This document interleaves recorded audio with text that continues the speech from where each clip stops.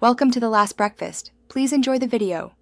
You begin by verifying the Prega News Dropper is installed and has at least 1 GB free. This prevents interruptions. Next, enter your API key and newsroom credentials so the service can authenticate. Once logged in, create a new drop configuration and name it logically. This organizes flows.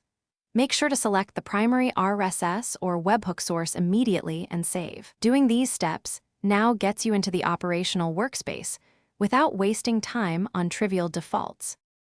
Once the configuration exists, you set the parsing template so the dropper extracts headline, byline, body, tags, and one featured image. This ensures consistent output. Then apply filters.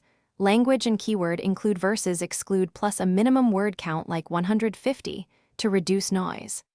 After that, map outputs to newsroom categories, social channels, and a scheduled publish time so content lands where you expect. These middle steps are detailed because they control quality and distribution. Now finalize by running a dry run batch of 5 items and inspect parsed fields and publish previews. This confirms rules work in practice. Once satisfied, enable auto run or schedule the pipeline and monitor logs for errors, setting alert thresholds like a 5% failure rate. If something goes wrong, check API rate limits first, then source formatting and parsing template edge cases. Those are the usual culprits.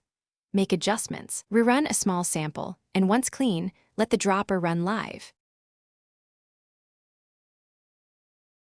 Thanks for watching. If this was helpful, leave a like and consider subscribing. See you next time.